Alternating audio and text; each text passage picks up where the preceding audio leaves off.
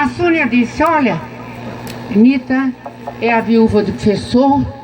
Eu estive casada com Paulo, infelizmente, só 10 anos. Mas eu conheci Paulo, eu tinha 5 anos de idade. Ele estudou no colégio de meu pai, no Recife, com uma bolsa de estudo, porque ele era um menino muito pobre.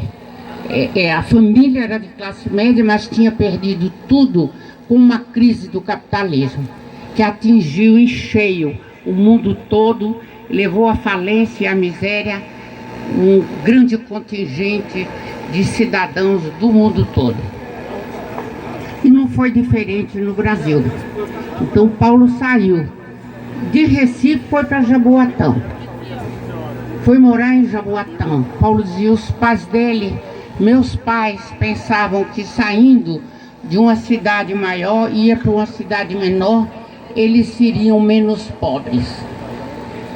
Paulo lá frequenta a escola primária, mas Jaboatão era um município tão pobre naquele momento que sequer tinham uma escola de nível secundário. Então a mãe dele procura escolas gratuitas em Recife, recebia sempre não, até que um dia, entrando no Colégio Oswaldo Cruz, cujo diretor e proprietário era o meu pai, Aloysio Araújo, ela pede, a mãe de Paulo pede gratuidade de ensino. Não se dizia ainda nenhuma bolsa de estudos.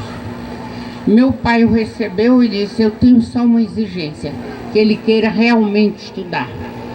E ela respondeu: é tudo o que ele quer e que ele sonha na vida. Então Paulo tomou essa oportunidade, porque nós não nos fazemos sozinhos, nós nos fazemos com as circunstâncias dadas, quer dizer, com as possibilidades abertas para a gente ter um desempenho mais eficiente, mais corajoso, mais profundo no caminho que a gente quer desvelar, no caminho que a gente quer seguir pela vida. E assim foi. Por isso a Sônia disse: ele foi professor. Paulo foi meu professor, eu tinha 11 anos de idade, 11, 12 anos. Eu fazia primeiro e segundo ano ginasial. Paulo começou a crescer porque ele sempre, tudo que o incomodava, tudo que o fazia arrepiar os pelos, ficar ofegante e dar uma taquicardia, ele dizia: isso é um fenômeno, é uma coisa, é um evento que eu tenho que refletir. E ele ficava muito incomodado quando via as pessoas dizendo, aquela gente, com referência aos negros e aos pobres do Brasil. E ele vai buscar a razão de ser disso. E diz, e chega à conclusão que a única maneira revolucionária, sim, mas sem armas, sem doutrinação marxista, sem uma educação comprometida com a política, seria através dessa educação, como um ato político, não como um ato político partidário, mas como um ato político significando. Por que um ato político? Porque a gente, já acabei de provar que antes as classes populares não tinham estudo. E por que a elite tinha possibilidade de estudar? Isso já mostra que a educação não é neutra, não existe neutralidade. A educação é um ato político, sim.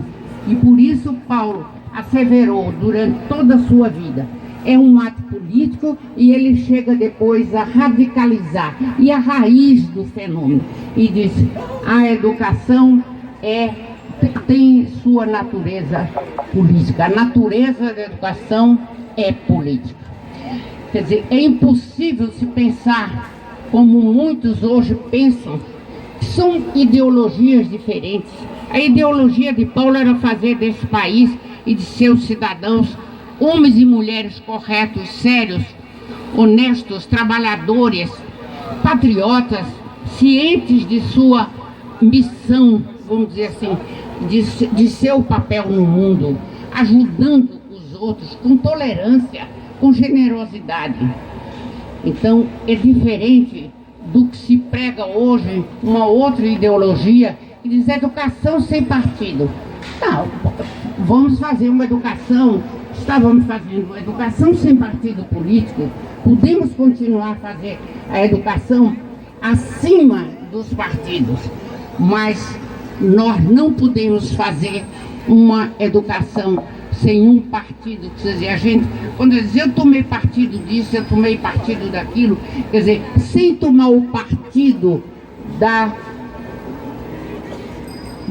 possibilidade de oferecer educação escolarizada a todos e todas as brasileiras. Paulo foi um homem que dedicou toda a sua vida, morreu com 75 anos, sempre pensando num Brasil melhor, num país democrático, num país justo. Por isso, a sua pedagogia, a sua compreensão de educação, como ele dizia, é libertadora. Ela não é, como andaram dizendo agora esses dias, freneticamente, enlouquecidamente, na sandice de que Paulo era um homem que pregava o comunismo. Não, Paulo nunca seguiu Marx. Paulo copiou de Marx a dialética, como centenas e outros milhares,